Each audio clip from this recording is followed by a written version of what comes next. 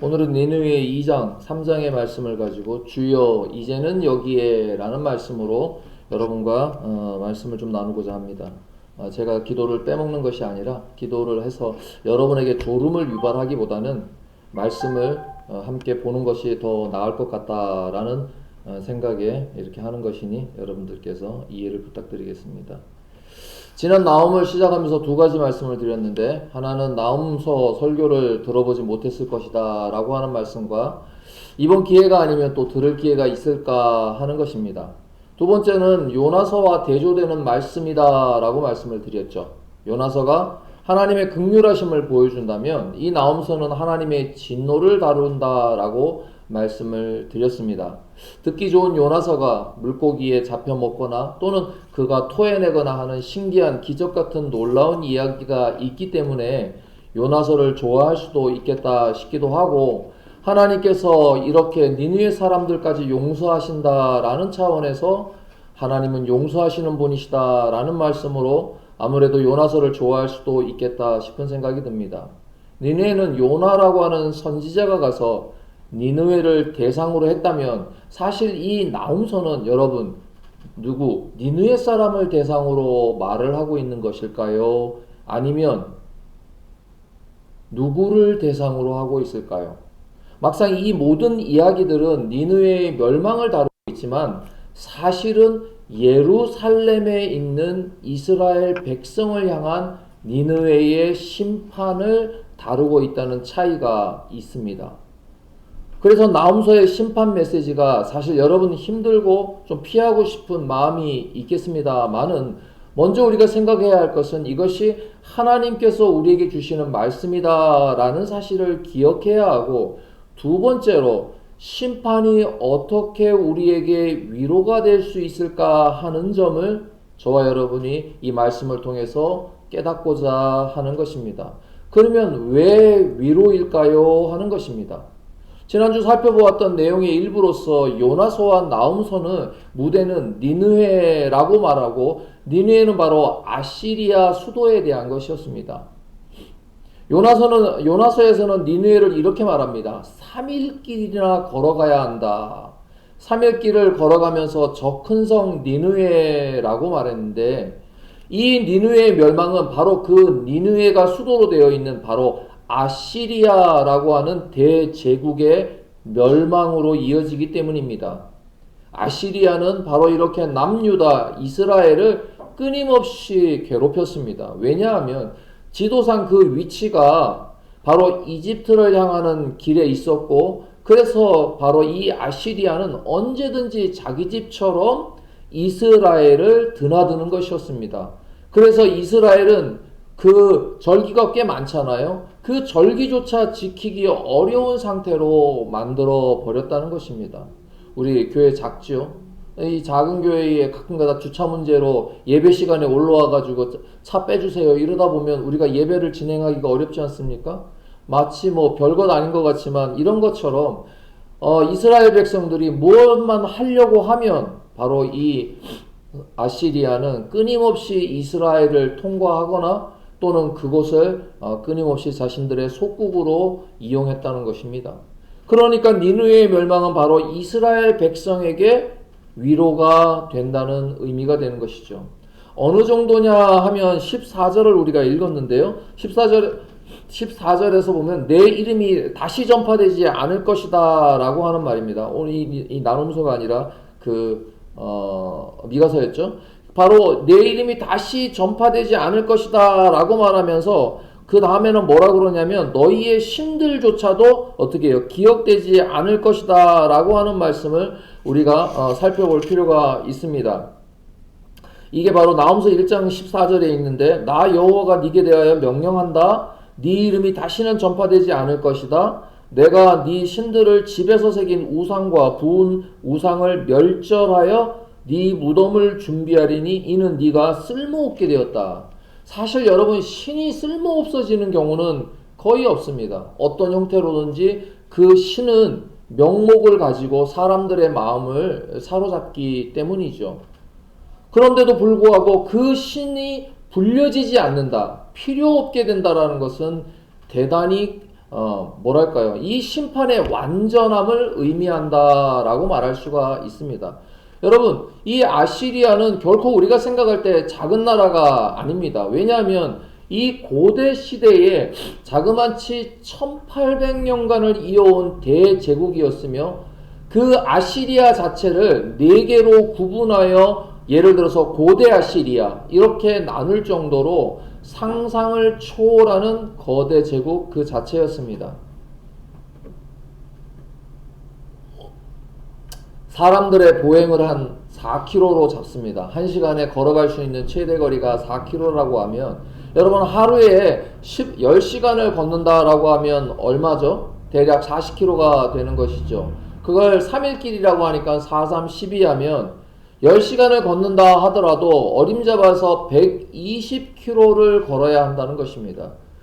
우리 한강의 길이가 대략 40km가 좀 넘습니다. 그러니까 사흘길을 걸어야 하는 그 요나서는 그 성을 향하여 저 큰 성 니느웨라고 했던 것을 여러분들이 알 수 있습니다. 그러면 이것이 그때만 나오느냐? 그렇지 않습니다. 창세기 10장 11절 12절에도 있는데 한번 읽어볼까요? 시작. 같이 읽겠습니다. 시작.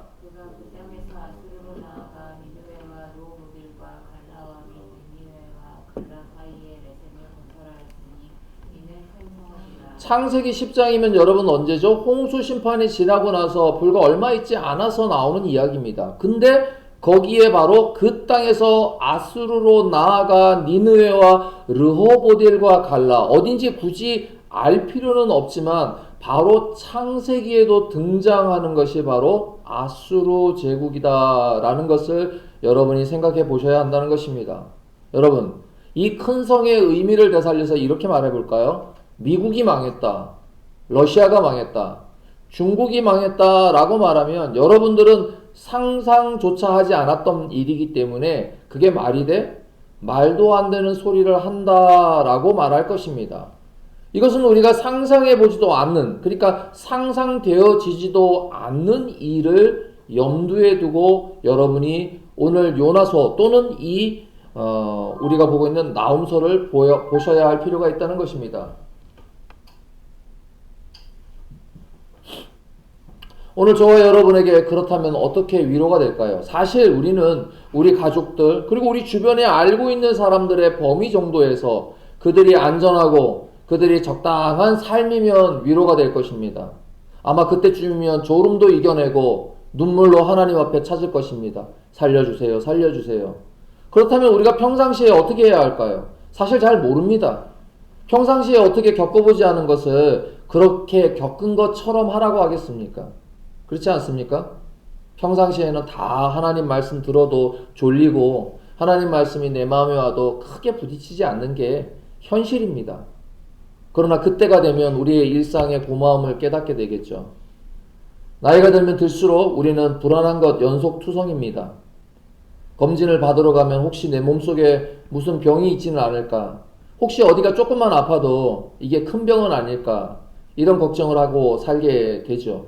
그러다 결국 그때가 오면 우리는 이렇게 말하죠. 그럴 줄 알았어. 그때 좀 열심히 할 걸. 다 우리의 삶이 그런 모습입니다. 사실 여러분 생각해 보시면 오늘 이 주일의 예배는 어쩌면 마지막 주일처럼 드려지는 예배가 될 수밖에 없다는 생각도 할 수 있습니다. 왜냐? 그러면 지금 탄핵의 시국에서 우리의 현실이 참으로 암울하기 때문이죠. 월요일과 화요일을 마지막 기점으로 헌재가 탄핵을 할지 말지가 결정이 되고 그것이 결정되면 돌이킬 수 없는 길로 들어서기 때문입니다. 여러분들과 저는 마지막 예배를 드리고 있고 다음 주에는 우리가 어떤 형태로 하나님의 말씀을 들어야 할지 모르는 그런 시기 앞에 놓여 있죠. 그래도 피곤하고 졸리고 그래도 힘든 것은 사실이지 않습니까? 그런 걸 어떻게 합니까? 라고 말하는 것이 오늘 우리의 현실입니다. 근데 여러분, 우리 미가서를 한번 생각해 보세요. 기억나십니까?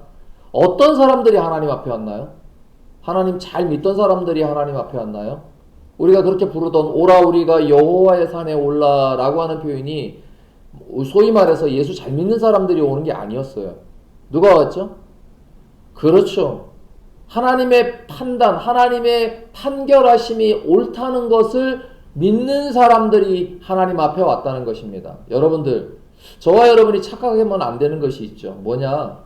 오늘 우리는 비록 몇몇에 안 되는 소수의 사람들, 그리고 이런 소수의 교회들이 또 많은 사람들이 모여 교회를 이루고 있는데, 우리가 오래전부터 교회를 다녔고 태어나면서부터 하나님 말씀을 믿었으니까 우리가 이 자리를 지키고 있을 것처럼 여겨지죠.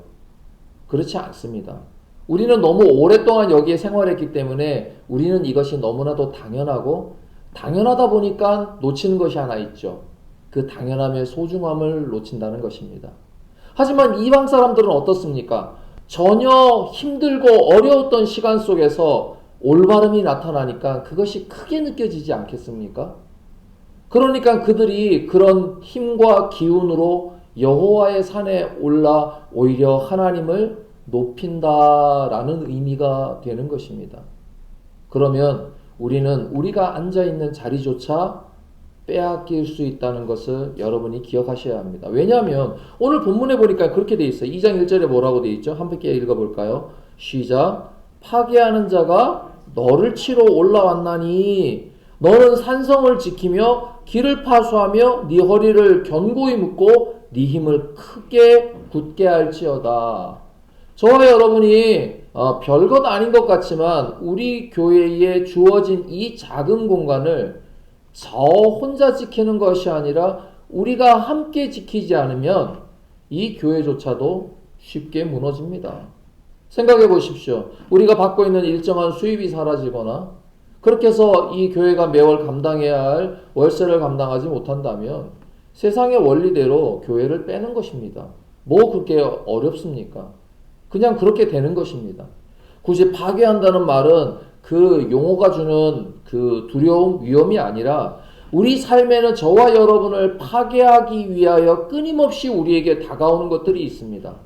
친구를 따라 잘못된 길을 가는 경우, 엄한 단톡에 초대를 받아서 친구를 욕했다가 형사적인 책임을 지거나 경찰서에 오고 가는 일도 그럴 것이고, 굳이 가지 않아도 되는 길을 괜히 갔다가 위험에 초래하는 것도 그렇고, 그래서 너를 치러 올라온다라고 하는 말은 저와 여러분이 누리고 있는 이 일상의 삶을 헤아려는 것들이 늘 있다는 것입니다.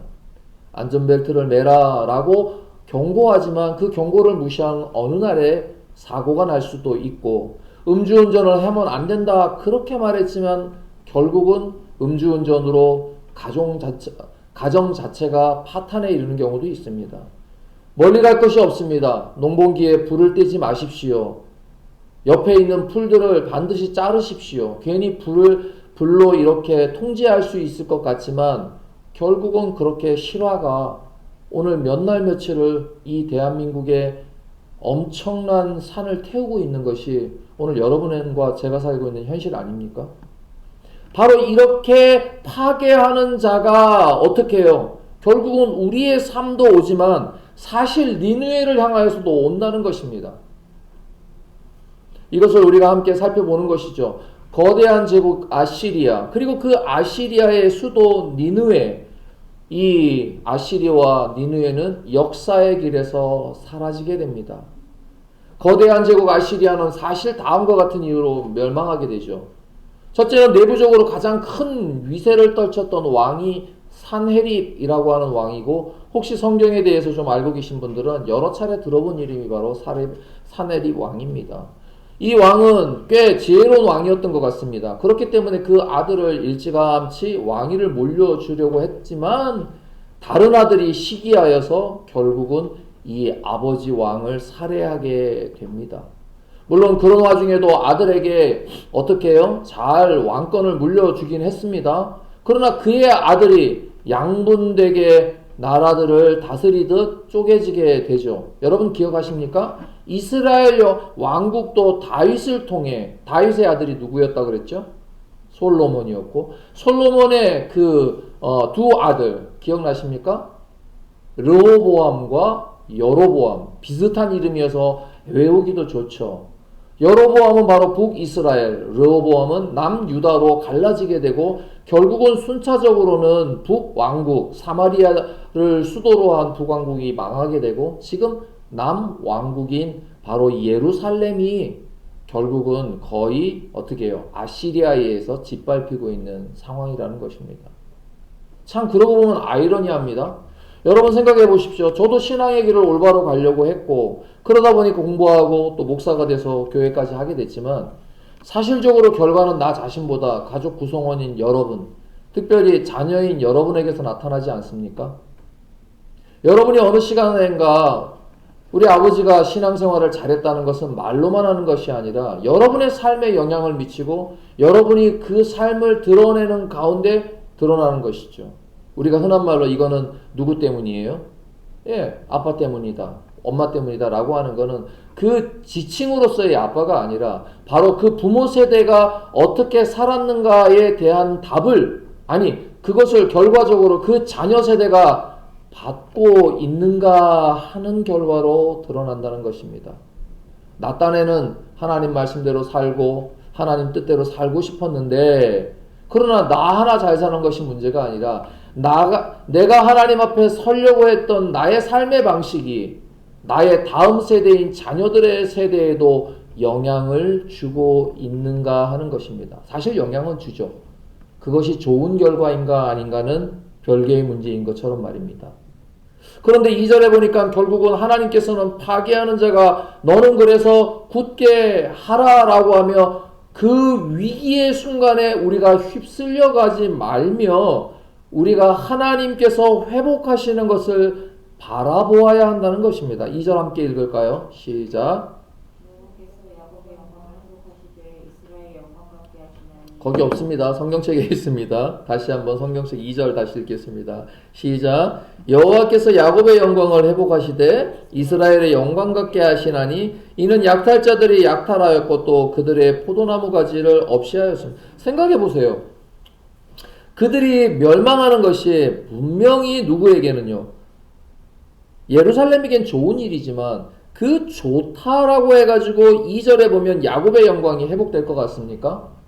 예를 들어서 여러분들이 어부지리로 누군가 여러분과 경쟁하고 있는데 그 사람이 없어져서 여러분이 좋은 길로 가게 됐다라고 생각해 보십시오.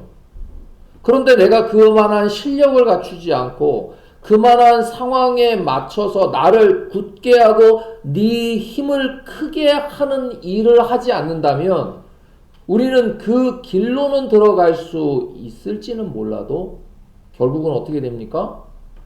낙오하게 되거나 사람들로 하여금 뭐가 되게 합니까? 에이 못하네, 실력이 없네 라고 말하며 결국은 도태될 수밖에 없다는 것입니다.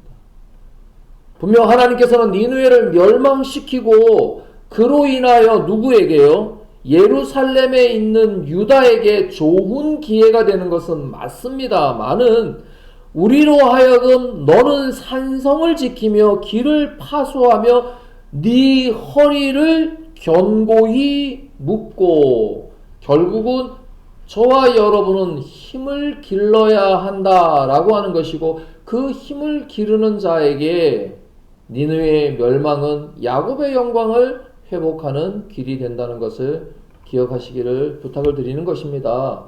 자, 미가서 7장 4절의 말씀이 있는데 한번 읽어볼까요? 시작.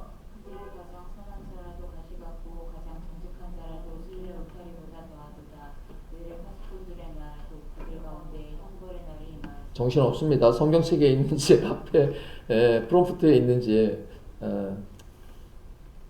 그냥 깨어있는 게 속편하지 않습니까? 괜히 성경인지 여긴지 헷갈리기보다는. 자, 요엘서 2장 11절도 같이 읽겠습니다. 시작. 여호와께서 그의 군대 앞에서 지르시고 그의 진영에 심히 크고 그의 명령을 행하는 자는 강하니 여호와의 날에 크고 심히 두렵도다. 제가 여러분에게 말씀드리고자 하는 것은 바로 미가서 7장에 있었던 파수꾼의 날 그리고 형벌의 날, 요엘서 2장 11절에 보면 어떻죠? 여호와의 날. 그러면 이것은 아모스서에도 또 있습니다. 읽어볼까요? 시작. 화 있을진저 화면에 있습니다. 시작. 화 있을진저 여호와의 날을 사모하는 자여 너희가 어찌하여 여호와의 날을 사모하느냐. 무슨 날이죠?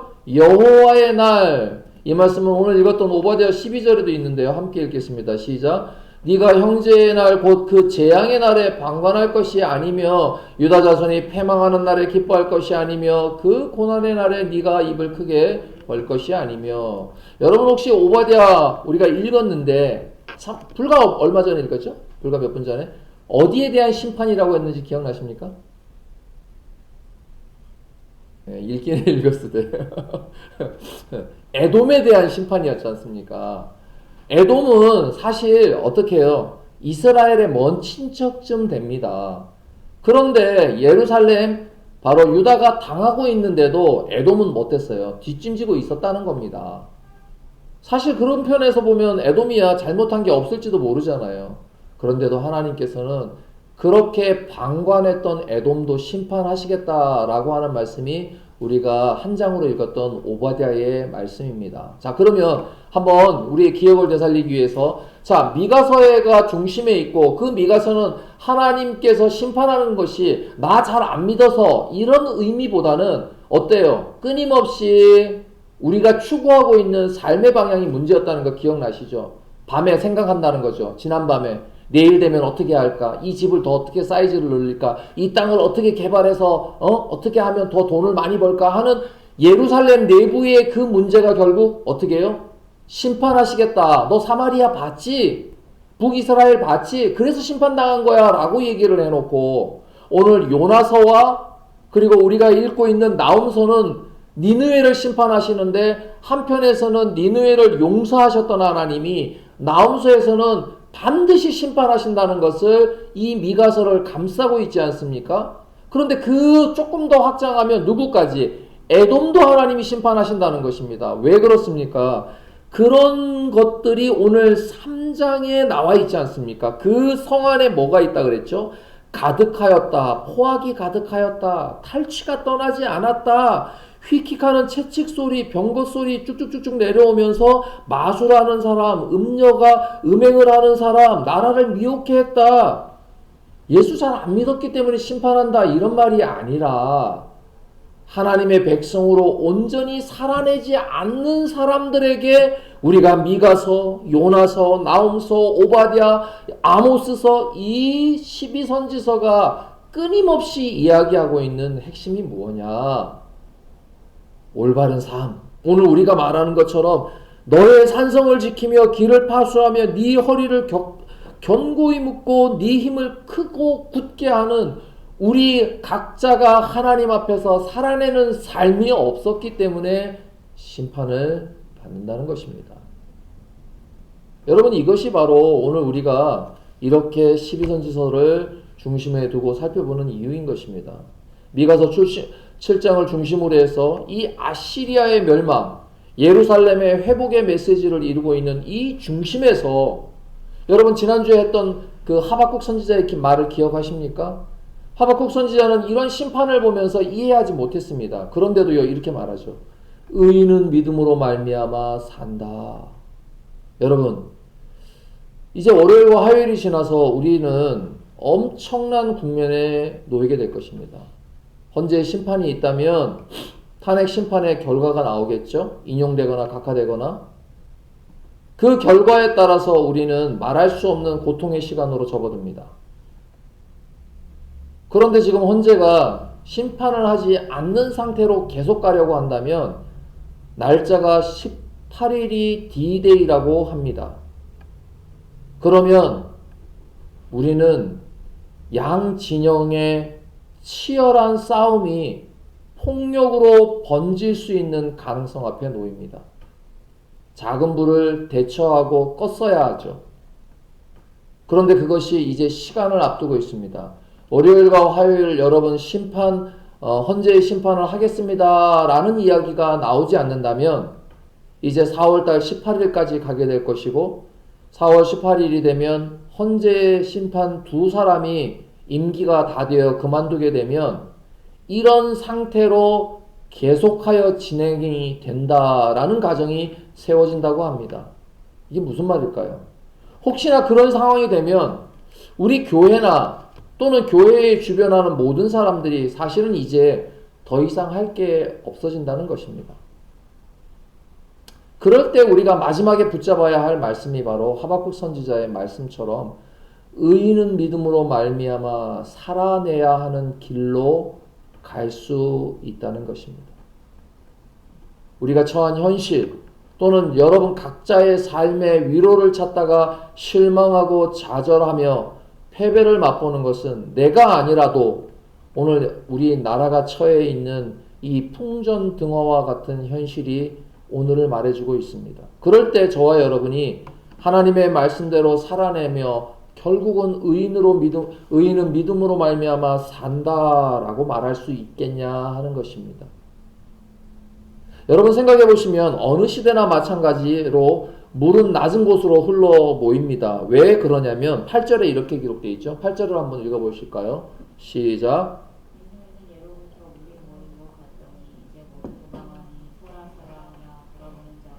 물이 모였다라는 것은 말 그대로 중심이 되는 곳입니다. 티그리스와 유프라테 강, 여러분 4대 문명지의 발상지 아시죠? 바로 그 중심에 있기 때문에 그렇습니다. 그렇게 물이 모이는 곳에 사람이 모이고, 사람이 모이면 권력이 모이고, 권력이 모이면 힘과 돈이 모이기 마련입니다. 그런데도 불구하고 뭐라 그러죠? 모두가 도망간다 그럽니다. 왜 이렇게 좋은 곳을 도망갈까요? 이유는 하나밖에 없습니다. 위험하기 때문입니다. 그곳에 있으면 죽기 때문입니다. 바로 이 모습을 표현한 것입니다. 4절에 그랬죠? 그 병거들은 미친 듯 거리를 달리며 대로에서 이리저리 빨리 달리며 그 모양이 횃불 같고 빠르기가 번개 같다.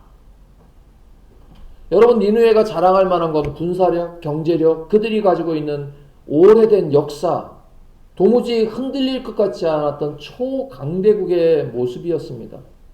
그러나 잘못된 힘이 모여 권력을 만들고 그 권력이 바로 사람들, 힘들고 어려운 사람들을 도와주지 못한다면 결과적으로 어떻게 될까요? 망할 수밖에 없습니다. 혹시 여러분 이렇게 설교를 하다 보면 여러분 머릿속에 한 사람의 인물이 떠올라야 합니다. 제가 말씀을 드릴 때 그 사람이라면 여러분들이 뭐랄까요? 설교자의 의도대로 잘 따라오고 있다라고 생각할 수 있습니다. 여러분 이 나라가 망하는 것은 이런 것만 가지고 망하는 것이 아닙니다. 거기에 합쳐져서 기근과 재난이 함께 옵니다. 희한하죠? 지금 눈이 오는데 기근과 재난이 함께 옵니다. 우연이라고 치기에는 참 신기하죠. 오늘 우리나라도 어떻습니까? 어쩌면 산불이 일어나고 초등대처가 그 누구보다도 빠른 나라요. 시스템이 잘 돼 있는 나라인데도 불구하고 여러 가지 조건들이 합치자 도무지 우리나라에서는 이렇게 불길이 오랫동안 있었을까 할 정도로 사람들이 손을 대지 못하는 상황이 되었습니다.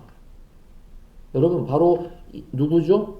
이 바로 니느웨, 아시리아도 그렇게 재해와 함께 극심한 상황들이 벌어지자 어떻게 힘쓸 방법도 없이 나라가 멸망으로 가게 되었다는 것입니다. 그런데 그런 중에 한 사람이 예를 들어서 꿈을 꿉니다. 7년이라는 대환란이 올 것입니다 라고 꿈을 꾸자 그 사람은 어떻게 합니까? 그렇다면 우리가 이 남은 시간 동안 최선을 다하여 그렇게 올 재난을 대비해야 합니다. 2장 1절처럼 어떻게 해요? 산성을 지키고 파수하고 허리를 묶고 지금부터 돈을 조금씩 모아서 곡식 창고를 짓고 많이 걷어들인 것을 조금씩 나누어서 그때를 대비해야 합니다. 누굽니까? 요셉이잖아요. 요셉이 있었던 그 나라가 망하지 않았던 이유는 준비했기 때문에 망하지 않았던 것입니다. 이방인 나라지 않습니까? 오늘 하나님께서 우리에게 요구하시는 것이 그것이라는 것입니다. 베드로전서 4장 19절에 이런 말씀이 있는데 함께 읽어볼까요? 시작. 그러므로 하나님의 뜻대로 고난을 받는 자들은 또한 선을 행하는 가운데에 그 영혼을 미쁘신 창조주께 의탁할지어다. 하나님의 뜻대로 받는 고난. 오늘 우리가 어떤 고난이 우리 앞에 놓여 있을지 모릅니다.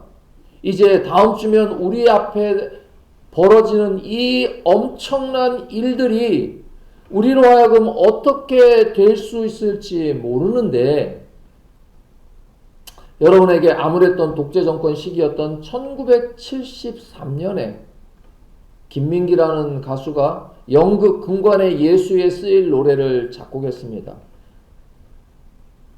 당시는 독재 정권 박정희 정권 하에 있었습니다. 금관을 쓰신 예수님, 사실 최고의 영광을 의미하는 상징적인 표현이지만 가사는 이렇게 말합니다. 얼어붙은 저 하늘, 얼어붙은 저 벌판, 태양도 빛을 잃어 캄캄한 저 가난의 거리, 어디에서 왔나 얼걸려인 사람들, 무얼 찾아 헤매이나 저 눈, 저 메마른 손길이라고 노래를 시작합니다. 본문 8절부터 12절이 바로 이어지는 니느웨에 대한 선언이 마치 김민기가 노래한 표현을 떠올리게 합니다. 심판이 이렇게라도 끝나면 다행인데 하나님의 진노는 모든 것을 태우는 불처럼 말입니다. 지난주 내내 작은 불꽃 하나가 어떻게 번져 오늘 우리의 경남지방의 모든 곳을 태우고 말았는지 소방을 담당하는 전문가도 이렇게 말했지요. 불이 이렇게 빠를 줄은 몰랐다. 우리 불보듯 뻔하다라는 표현이 있지만 상상을 초월한 속도에 설마 했던 분들까지 불길에 잡혀 치열하게 싸우던 분들과 함께 목숨을 잃은 안타까운 것은 이루 말할 수가 없지 않습니까? 그렇게 무섭게 번지는 불처럼 2장의 심판의 이야기는 우리가 읽었던 3장까지 더 확대될 뿐만 아니라 그 고통의 강도도 더 이상 읽을 수 없이 처참해지는 것입니다. 3장 5절에 이렇게 말했죠. 보라, 네게 말하노니 만군의 여호와의 말씀에 네 치마를 걷어 올려 네 얼굴에 이르게 하고 얼마나 빠르게 뛰어가는지 치마는 펄럭거리다 얼굴까지 덮어버리고 그래서 너의 벌거벗은 것이 나라들에게 보이는 만큼 부끄러운 일이 네 민족들에게 보일 것이다. 오늘 우리가 살아가는 이 암울한 현실이 그렇지 않습니까? 우리 옆에 동료들의 부끄러운 민낯을 보고 있지 않습니까? 우리 친구의 엄마, 우리 친구의 아버지가 서로 양진역에서 서로 쌍욕을 하며 싸우고 있는 현실이 그렇습니다. 김민기는 이렇게 계속해서 노래합니다.